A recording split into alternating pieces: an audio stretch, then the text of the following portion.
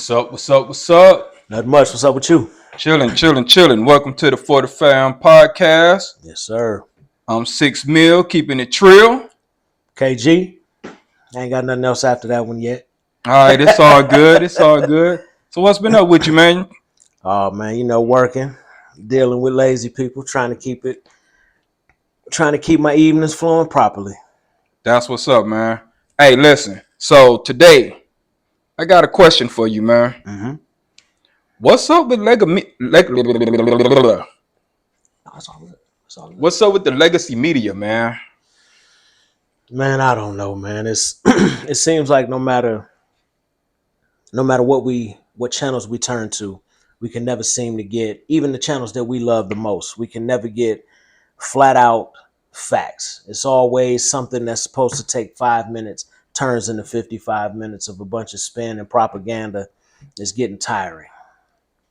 Facts. So I guess the question is, can the media exist with, let me rephrase that. Does independent media still exist?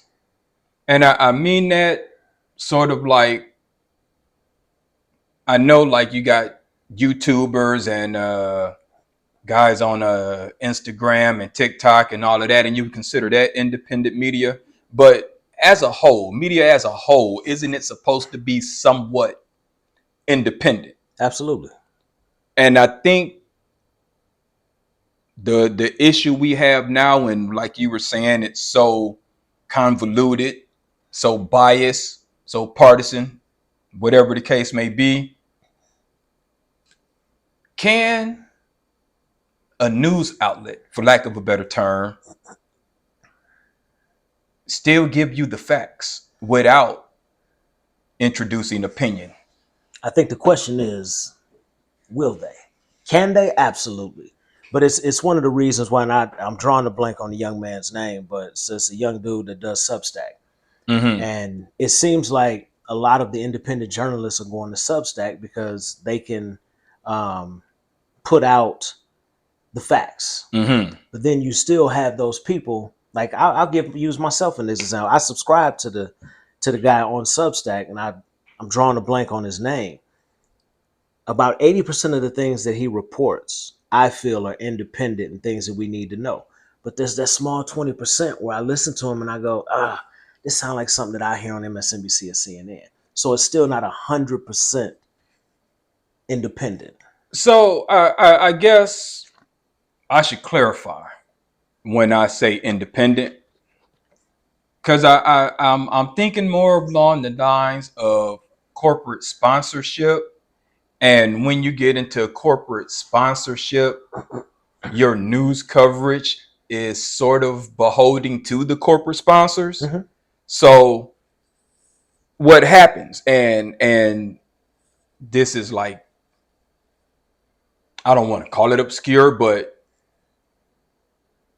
a few years back, there was this, and you may have seen it, where all of Sinclair Media, all of their networks across the nation, all were saying the exact same thing. And it was just like the weirdest development that I've seen in a very long time. And I guess that's where this question sort of generates. It's like, they're not the only ones doing it. I remember, and this is like when I fell out of love with ESPN. During like the Lob City era, Chris Paul, Blake Griffin, DeAndre Jordan, now, it just seemed like they were so biased in their coverage for Lob City. And you can just, not just Sports Center, it would just be like all day on every show. It was like, we gotta, oh man, glorify this team while pushing another team down. And even with First Take and all of those type shows where they supposed to give independent sports analysis or whatever, it always seemed to me like all of their talking points sort of came from someone on high deciding this is what we're going to discuss today, and you can go hard at this team or this organization, but don't go hard at this team or this organization. And I feel like it's filtered across media as a whole, political, sports, even local to a certain extent. So that's sort of what I mean by independent. Like, can a journalist, and maybe they never have, but can a journalist just go out and say, hey, this is the story I want to run. Yes, we're going to step on some toes, but it's important. Let's run it. Or does the editor step in and go, no, because we're going to piss off the wrong person, yada, yada, yada, or ratings, or whatever the case may be, right? So does money influence the news that we're all receiving? Absolutely. I think if you take what happened in the last 24 hours, for example, if we tune to MSNBC, CNN, and Fox News and we see a armed forces commercial, they're not going to allow an anchor to sit there and bash, the National Guard, the Army, the Navy, the Air Force, or Marines, because then they're going to pull their dollars. You're not going to have a drawing a blank on the company that makes all the military equipment for us, Lockheed Martin. So Lockheed Martin can't run a commercial or an ad on your website, and then a scandal comes out of Lockheed Martin. Guess what? There's going to be at least one or two of those news broadcast stations that are not going to discuss it because they don't want to lose those broadcast dollars. So it almost makes it impossible to sit there and say what you want to say. You have to make, at that point, I guess, a decision for your career. Do you want to sit up here? And going back to what you said about ESPN, for example, Stephen A. Smith used to be a journalist. He doesn't resemble anything close to a journalist at this point. And he runs everything. Jay Will called him out the other day on something where he was talking about, can't remember what team he would think it was the Thunder. And Jay Will called him out for like 2 or 3 straight minutes. And he just sat there and had to eat crow with this stupid look on his face because Jay Will called him out. The current player on OKC, Jay Will, or former Duke player? Duke. Okay. Yeah, okay. He called him out. It's like, I can't believe I just heard you say that. Like, it was like he called him out live on there. And him and Molly just sat there with the stupid face. So it's a lot more difficult, in my opinion, nowadays, when you're in that industry, which is why a lot of people are either getting fired or deciding to leave when their contract's up. I mean, look at Joy Reid. Right. Now, granted, they decided not to renew Joy Reid for whatever reason. You and I think we know what it is. Right. All that, her speaking her truth on her social media page about a certain place in the world that nobody wants to talk about. So she was let go. And now she's free to be on Substack and on her Instagram and say whatever it is that she feels like she needs to say. Yeah, I agree. Hey, brother Don Lemon. Absolutely. He'd be out there in the streets interviewing people. Brother Don be going in now. He like, hey, I'm unfiltered. So yeah, I definitely agree with you 120% on that. So what stops it from just being propaganda then at that point? Well, the problem is that we're so full of it in this country when it comes to certain things. We don't realize that we've been fed propaganda pretty much our entire lives. I mean, think about the things that we've been taught or were not taught about who we are as people, where we come from. You know what I'm saying? It's why when you watch some of these programs that talk about Africa and Black history, it always ends up on the west coast of Africa. So we didn't have any involvement in the east side of Africa, east coast. Speak on it. South. Speak on it, right? But then you'll have those same people that say, nah, man, slavery wasn't as bad, or slavery wasn't what we say it was. It was like, really? So why does everybody's roots trace back to the west coast of Africa?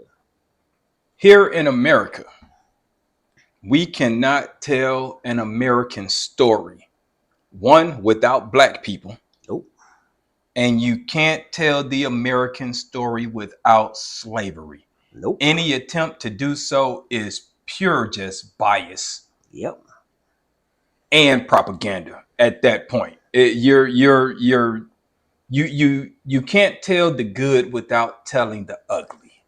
It's impossible. It is what it happens. Yeah, exactly. So why can't we talk about it? Why can't we just say what it is? Say what it is. You know what I'm saying? Say what it is. We don't want to talk about it now because certain people's feelings might get hurt. Yeah.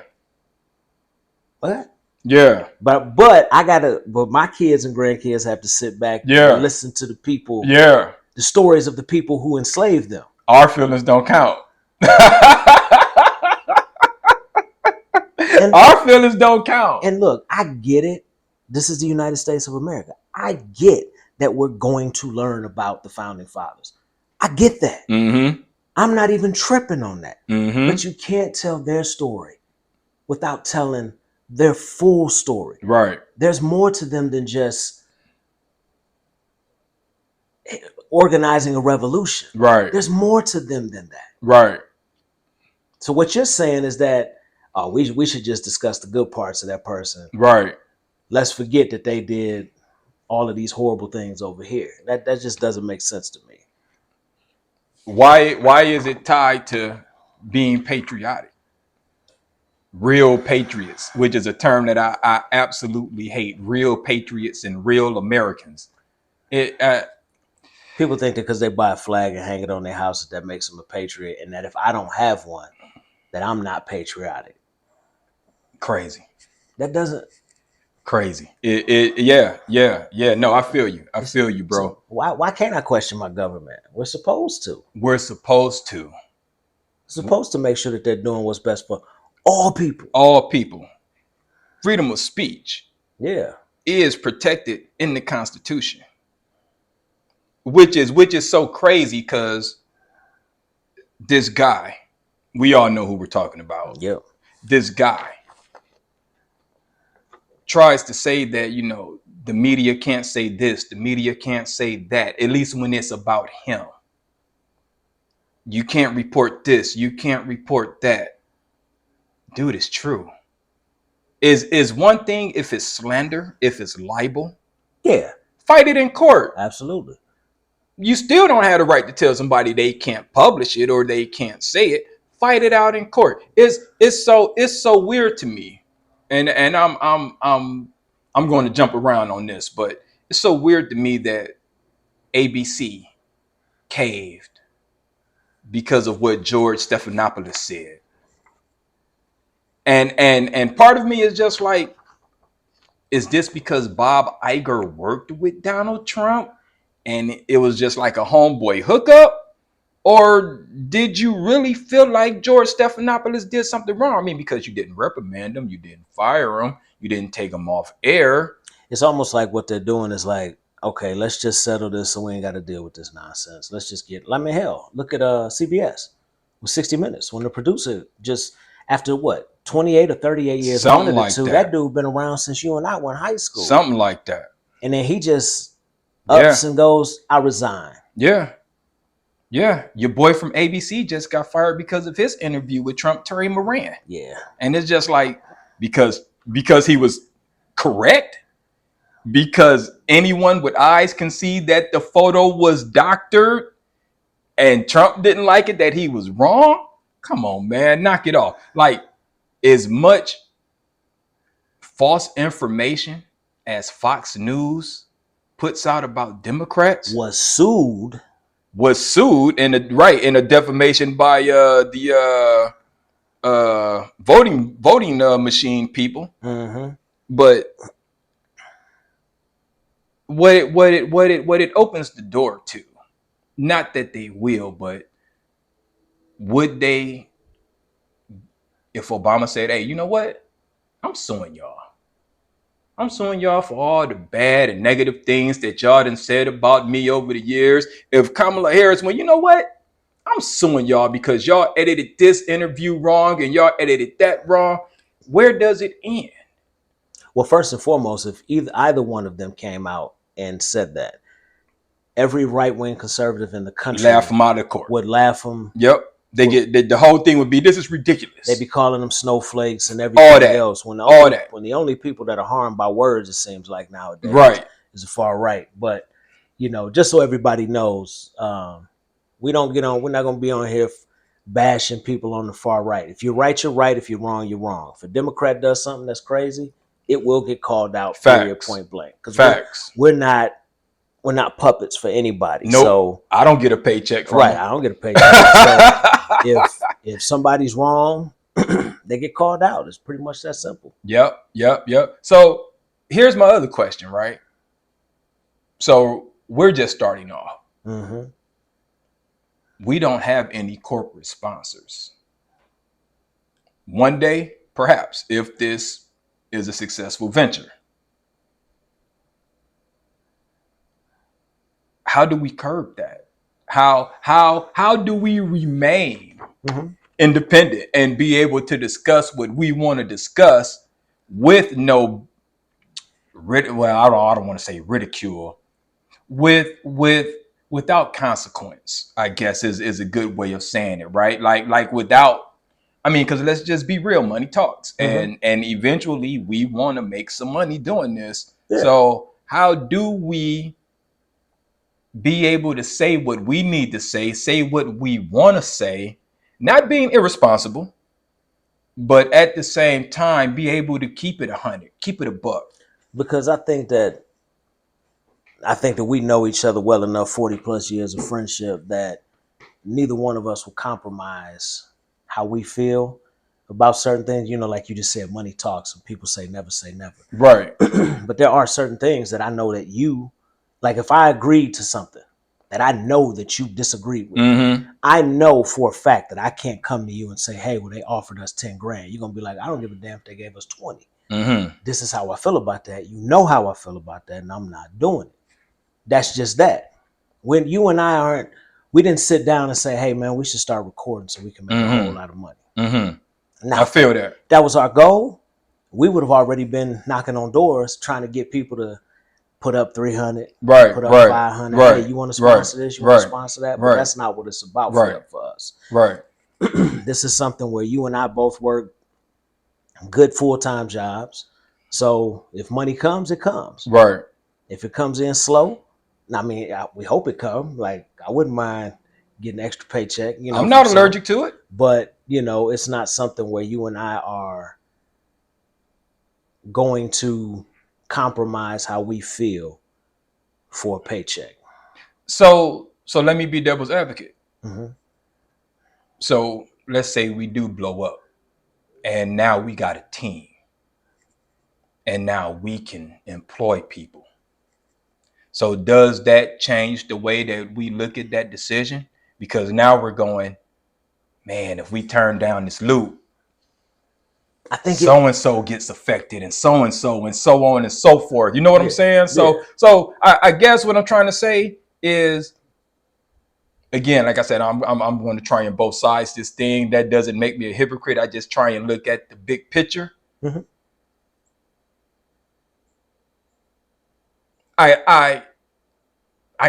How do you remain independent, completely independent? You know what I'm saying? I mean, because when you factor in, and now this isn't just me and you, and like you said, and we have jobs, so this isn't revenue for us, at least at this point. But if that's someone's livelihood, do we just be so prideful? I guess it comes down to getting people to invest and getting a sponsor. So sponsor comes along and tells you, well, like let's just say it's a fan company, an oscillating fan. And they say, we got these new, say it's Dyson. We got these new fans that come out. They $6.99. We're gonna send you some. All you need to do is you need to put a commercial on once a week. Commercial has to be at least 60 seconds long. And you fulfilled it. Or do we go find somebody who's just trying to invest to make some more money, who may not run a business that they really care about? They just want to invest and see the returns on some of this stuff based on not necessarily just sponsorship, but views, downloads. Because views, downloads, liking, subscribing, and sharing, that brings you money as well. How much? I don't know. We don't know any of that stuff yet. But I think the biggest thing is, who you seek out to be your sponsor. Right. If you seek out somebody that you know, like I won't say the company, because although only a few people may hear this right now, they've recently come out and it's a huge company and I know what you're talking put about. huge support behind what's going on right now. I know what you're talking about. They couldn't give me enough money. Mm-hmm. No thanks. I'm cool. Mm-hmm. I'm good. Mm-hmm. And I know you're a big company and I know you're going to be around for the next 100 Mm-hmm. years. Mm-hmm. No, thank you. You can keep your money. Yeah. Okay. Okay. All right. I feel that. I said, I'm just trying to look at the big global picture, and I guess not making excuses for ABC or CBS or any of those guys. That's definitely not what I'm here to do. But I guess I can sort of see the rationale, not from them because they're huge and they're going to get their money regardless. Mm-hmm. But if you are a smaller organization, I can see how sponsorship sort of sways your opinion one way or the other. And I mean, like for example, the My Pillow guy, if he was like, hey, I want to give y'all such and such, and it may start off innocent. Just do a My Pillow ad, 30 seconds once a show, wooty wooty woo. Then it morphs into, hey, I don't like what you guys said about this, that, and the other. So then you just go, you know what? Forget it. Take your pillows, man. Get the hell out. I like it. All right, that was a perfect way to end that segment. So let's talk about some current events, bro. What's going on in the world of entertainment, sports, whatever, cultural, whatever on your mind. Well, for us, our team ain't in it, but we live in a city where the team is going for its first NBA title since the NBA ABA merger. It's been what, 78, 77? Something like that. Somewhere George around. McGinnis now. Yeah. So, it's although we're not fans of the team, I mean, I must admit, if they pull it off, living here and being here as long as we have been here, it'd be kind of cool for the city. It'd definitely be cool for the city. Yeah, bring that money, winning the title, what that extra money the NBA gives to the team that wins the title. So you might be able to bring in some more big names or do some more things downtown, and then with the Fever being as on the uprise like they are, it's pretty cool. I mean, I don't like it, but I like it. If that make any damn sense. It make perfect sense. Yeah, I definitely I'm not a Pacer fan. Probably never will be, but I'm not mad at it. You know what I'm saying? It definitely will bring more spotlight, more shine to the city. Definitely bring more revenue opportunities to the city. So yeah, I'm with it. And not that I'm against OKC. I guess on a different note, I want to see what the ratings look like after it's all said and done. I know in Indianapolis, I know in Indiana. I mean, period. Though. Oh yeah, for sure. Because I didn't think that there would be two small market teams ever in the finals. And people may look at that and go, then why do you watch? Well, because I'm a sports fan. I love basketball. But I remember back when there was the Jason Kidd, Tim Duncan finals, New Jersey Nets versus San Antonio Spurs, and it was like one of the worst rated finals like in history. And it's just like, wow, can two small markets actually garner enough attention without a big name star? I mean, I know SGA is the MVP, but I don't know if he's a household name yet. Right, not yet. So I've always wondered, like, could two small markets generate enough buzz, enough quote unquote what they call casual fan interest to keep the ratings? So I think that with the play of and look, let's be honest, we didn't watch much Pacers ball in the regular season because we were watching our team. But I ain't gonna lie, watching these playoffs and watching them dudes play. Now, obviously, they got one of the greatest coaches of all time. I think that he should have never been fired the first time, but it's a whole different subject. But with a coach like that, and with them dudes playing until the whistle blows. They play good ball. I mean, the boys balling. Like they play are good out ball. there playing. Yeah. Like there's no. I mean, yeah, they had a couple games here and there where they got blown out the gym, but it comes off of them. Like for example, with New York, like they stole game one. They were like, "Oh, y'all think it's over? Y'all up by 20? Y'all up by 12 with a minute 45? Nah, y'all about to lose this." And they went and took it. You got to respect that. Honestly, I mean, let's just keep it a buck. They weren't supposed to get out of the second round. No. Everybody had them losing to Cleveland. Then everyone had them losing to New York.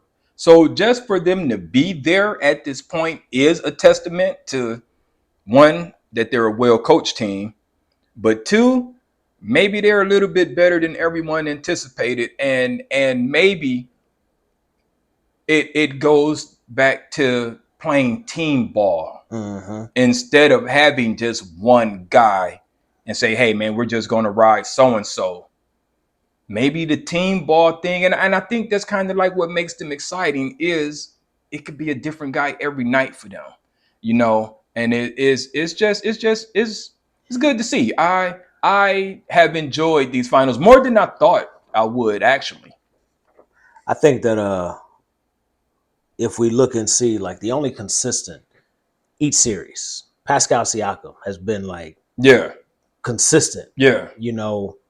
Because contrary to what a lot of Indiana Pacers fans believe, he is your best player. He was.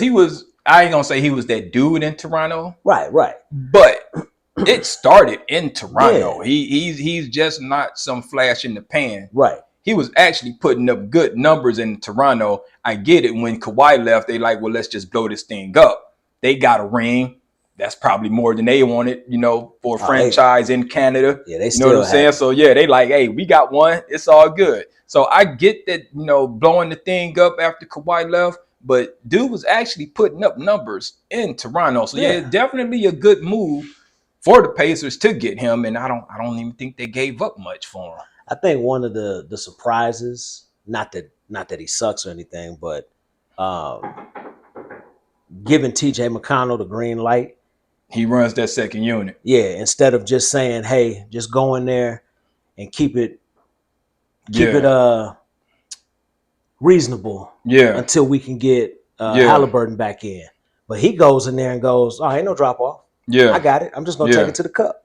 Yeah. And I'd still let him shoot that three. I don't care how. I'm still not guarding you on that 3-point line, dude. It does. But what's crazy is they're starting 5. They got about 3 people that I would just let shoot all day. Oh, go ahead. But like Miles Turner just going to have to kill me from 3. Yeah. Now, I know he's been hitting them. Yeah. He doesn't shoot a whole lot, but he would have to just kill me from 3. Yeah. Halliburton, if you look at the percentages, they're okay.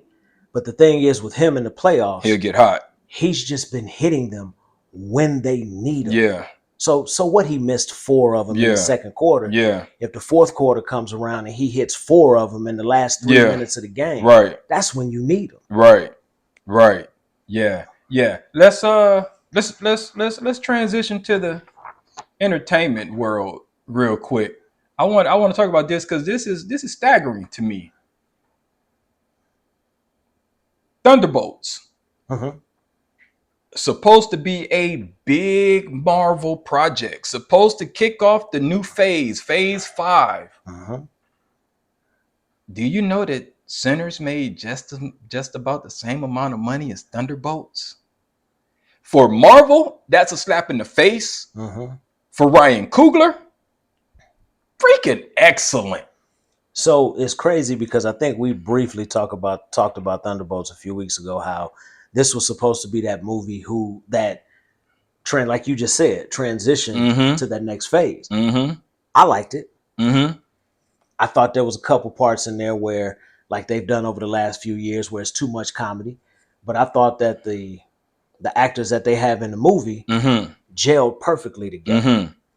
Now, obviously, Sinners goes without saying. You and I love that movie. I wish it would have did $600 million. Hey, facts. But by the way, July 4th, it'll be on Max. Okay. It'll be streaming on Max. Okay, that's what's up. 4th of July. So you know, that's hitting streaming, so the numbers will probably take off even more. Right, right. But it just goes to show you again what we always talk about when it comes to our dollars. They matter. If we show up. Yeah, yeah, yeah. They matter. They matter. I just and we'll probably do this on another podcast. We'll dive deeper into this topic, but it's just like now, can you get more black films greenlit? Now, are you willing to get behind, or will you still be like, there's no market, there's no global market outside of the so-called black audience? You know what I'm saying? Can we stop with that? Can we just let a good movie be a good movie without this will only do good with certain demographics, et cetera, et cetera? I mean, one, because it proves the contrary, Sinners, that is. And on the flip side of that, Thunderbolts was supposed to be this global juggernaut that appealed to everyone, and it didn't. Right. I know it made its money back. I can't remember by how much, but it did make its money back globally. Mm-hmm. Domestically, I don't think it did. Interesting. But globally, I think it made it by like 100 million. Yeah. If I'm not mistaken. Yeah. Sinners made it back and some. For sure. 3 or 4 times over. For sure. But the thing is that going back to when we were in high school, like going back to the 90s, we had successful black shows. And no matter what we did, no matter what happened, there was talking about TV shows or movies? TV shows and movies. Okay. I mean, think about the TV shows. Obviously, the Cosby Show. Everybody loved the Cosby Show. Can't say that no more, but right, yeah, you're right. Black, white, it didn't matter. Everybody loved Cosby. Hell, everybody we went to school with loved Martin. And Living Color, Living Single. Hold on. What network was that? Fox. Who made Fox a juggernaut in the freaking media atmosphere? I mean, no, say it. Well, Keenen Ivory Wayans. In Living Color. Yeah. Can't forget Married with Children. Oh yeah, for sure. Yeah, yeah. Martin. Yeah. Living Single. Y'all only where y'all at today because of black people. Now, I mean, let's just say what it is. The black show, right? The black shows put y'all on the map because that was back when they first started doing contracts. Yeah. When Murdoch was like, well, shoot, let's get on to the TV side. Yeah. And start doing some sitcoms. Yeah. And Jerry Springer. And Jerry, well, yeah, Jerry. Yeah. Can't leave that out. Yeah, it's ratchet as it was. We can't leave that out. Yeah, we can't forget about former mayor and judge. Right. Which is crazy to say out loud. That fool used to be a judge and a mayor in Cincinnati. But yeah, it's just like, you know, people think that there's such a conservative right-wing network, which they are. Yeah. But it's like, go back and do some research. This is not what they've always been. Because even going back just 20 years, you could flip through MSNBC, CNN, Fox, C-SPAN, CNBC, Fox Business. You could tune into those to get what you were looking for. Now, I mean, I've told you a million times, like I cleanse from it. Like I try not to pay any attention at all unless I absolutely have to. But it wasn't nothing for me 25 years ago to watch Fox News for an hour. It wasn't nothing. At least you got news. Yeah, at least you got it would show you everything. Yeah. And now, and look, we're not gonna let MSNBC go. For sure. It's the same thing. Sure. Just the opposite. Right. It's like, come on, y'all. Y'all talking about stuff that just make no sense. Like we were talking earlier, when those reporters asked Pete Hegseth. Yeah. A legitimate question. And his response was to blame Joe Biden. Yeah. Did Joe Biden drop a bomb yesterday? Right. No. So, are we at war? I mean, I don't know what else to call it. I mean, back when we was coming up, when somebody dropped a bomb on another country, what would we say? We at war. So correct me if I'm wrong on this, but I thought, well, in former years, former protocol would be to go through Congress and get approval. You remember how much of a stink it was when George Bush bypassed Congress, how many Republicans and Democrats were all over him? So yeah, so now dude can just wake up and decide, hey, we dropping bombs now? Mhm. It's like, come on, man. That's too much power for anyone to have. Republican or Democrat. That's Period. too much power. Because here's my stance on war, and you can call me pacifist, whatever. No one wins in war, especially the citizens. The citizens are the ones who suffer the most. All of the people who've been getting killed in Gaza, they're not Hamas. It's the innocents. All of the people who've been killed so far in Iran are the innocents. No one wins in war. The innocents always suffer. So I'm of the mind of, let's work this out with some diplomacy. Mhm. That's all. Like the only way we're going to war is if diplomacy has been completely exhausted. Don't get me wrong. If I'm in Ukraine, man, you didn't leave me a choice. Yeah, for sure. Get out of here. Yeah. You are not just coming to take my land and make my people second class citizens. Not going to happen. But something like this, work out a deal. This is weird, but you know what? Let the presidents fight. How about that? You got a problem with this dude? Y'all go get in the ring and y'all duke it out. And the winner is the winner. I think that would probably stop a whole lot of wars from happening, because somebody gonna go, man, I'm not fighting that dude. But here's what's crazy, and this is, and I'll call it like it is. This is my American arrogance. Mm-hmm. Who the hell is stupid enough to attack us? Oh, you know that's not gonna happen. Now, I know somebody's hearing this and going, what about 9/11? I'm not excluding 9/11. What happened on 9/11 happened. It happened through years and years of preparation. Who in God's name is stupid enough today in 2025 to shoot a nuclear missile at us? First and foremost, it's going to get shot down before it even gets it won't get close. 1,000 miles from here. Yeah, it won't get close. It won't even get close. Yeah. So when we attack another country, and again, there's people going to be listening to this going, man, this dude don't know what he's talking about. I'm not speaking from a point of being a Republican or a Democrat or an independent or anything. I'm just thinking of reality. Right. Like, come on. Right. Like, seriously.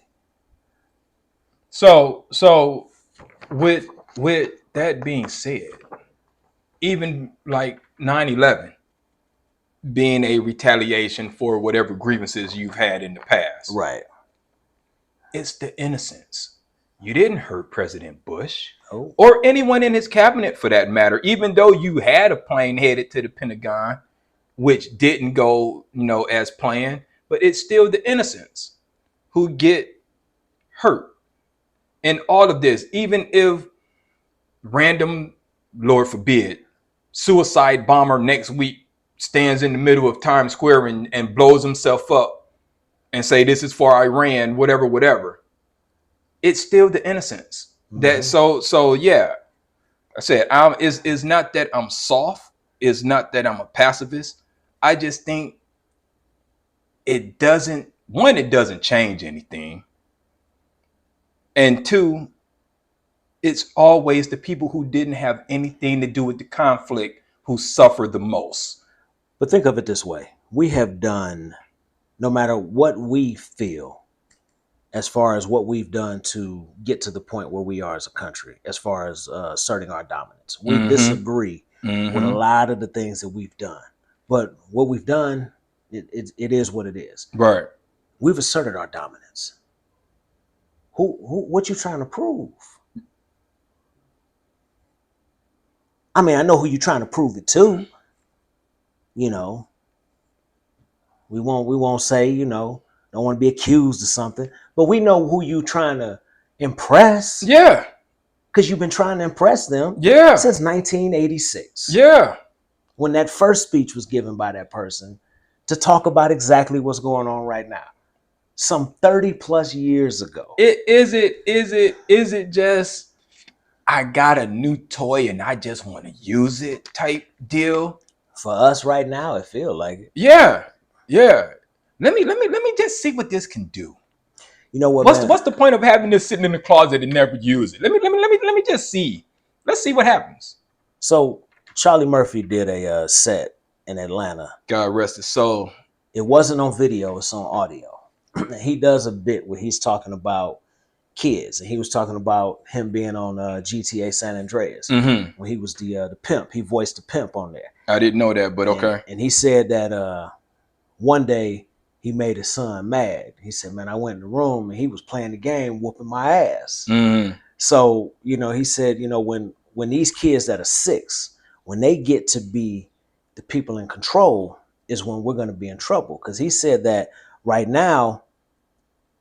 He said that when kids that are 6 get to be in control, they'll just look at weapons of mass destruction and say, "Well, I have weapons of mass destruction, and I just feel like using them." And it feels like that's where we are. Like, so this would have been. So his son now is almost 30. So his son is old enough to be, a politician of some sort, not president. But think about what's happening right now. Like, we're going after a country where Rubio said this morning, that he's not concerned with the intelligence. He said that live on TV. Well, and Trump said it last week. On Face the Nation. No, I ain't worried about the intelligence. Yeah. Excuse me? Yeah, he don't care what Toasty got. So what y'all do, flip a coin? Yeah. How careless, how reckless, how callous. To gamble with other people's lives, foreign or domestic, to gamble with other people's lives. Yeah, again, no one man should have all that power. No one. So let's move on to the next topic here that I want to call Rart, and I'm going to work on the name. But a rant about random topics. Rart. Anything you want to get off your chest, brother? Just go for it. Man, look, now I'm drawing a blank. I got so many things that I talk. When you and I be on the phone talk about all this stuff, and now I'm drawing a blank on just a random topic. Let it simmer. I'm gonna jump into one. This sort of goes into what we were just talking about on the previous segment, but gas is already too damn high. This conflict is going to increase gas prices even more. Not because we actually have a shortage, just because hey, you know what, we got a reason to. So we're gonna raise the price per barrel, and gas is gonna go up. No, we ain't even gonna raise the price per barrel. We're just gonna leave it like it is. Ain't nothing gonna change. We just gonna raise the price. Just profits. Like by the house when I left this morning, one gas station, when I went this way, it was like $3.05. Yeah. When I came back the other way going towards the highway, it was $2.96. Yeah. Guarantee you by the time I get home tonight, by that gas station by the house will probably be $3.50. 4th of July is what, a week, 2 weeks away. They know people gonna travel, etc., etc. Gas on the 4th of July for regular probably gonna be over $4 a gallon.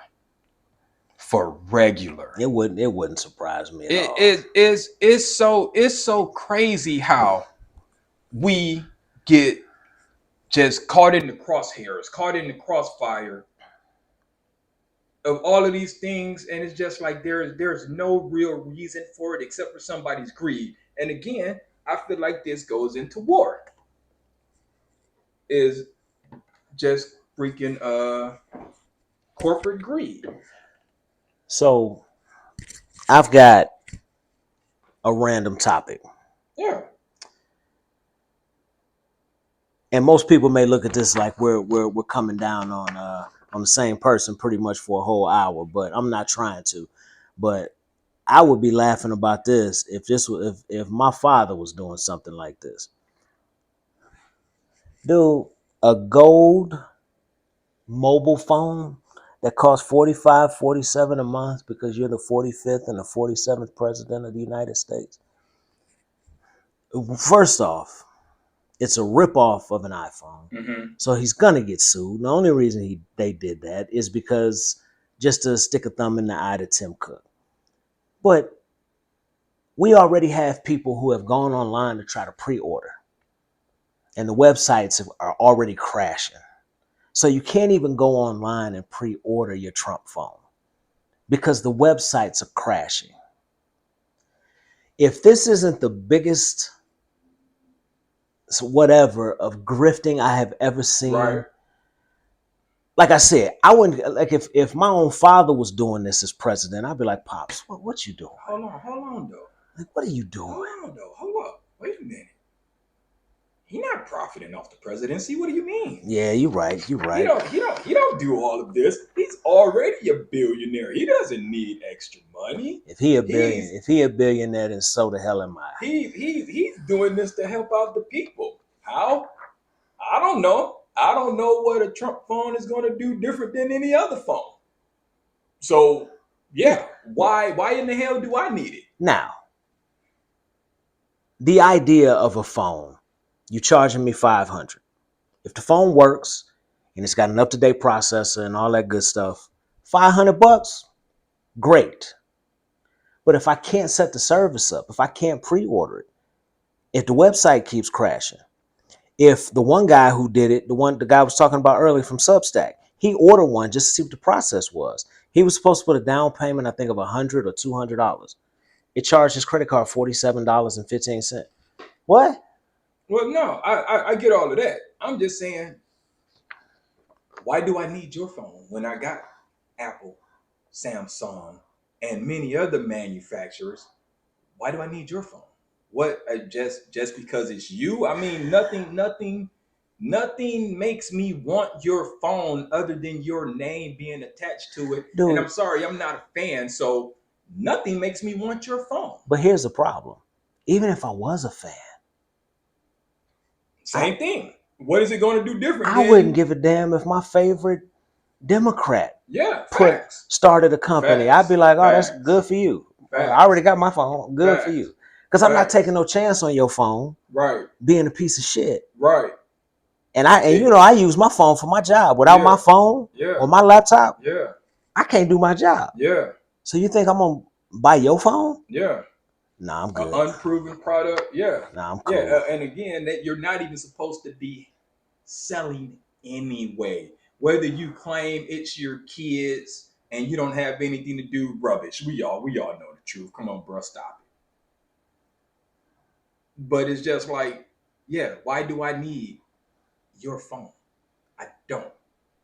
And I'm sorry, the whole thing, like you said, is just like an enormous grift. It is so laughable, at least to me, that people can't No, to everybody, they just don't want to admit it. True. Even the people that support them, trust me, there's people that are going, what the hell? It's just like this whole thing with the watches, the Bibles, the sneakers, now the phones. It's just like, dude, even beyond that, the memberships to your golf clubs, forcing diplomats to stay at your hotels when they come to town. The whole thing has just been one big hustle. Talk about hustle culture, man. My man was autographing Bibles. That ain't yours, bro. Who are you? Hold on. My man was autographing the American flag. Bro, that's against the code. Right. Only one person, in my opinion, should be able to autograph a Bible. That's Jesus himself. Like, what the hell?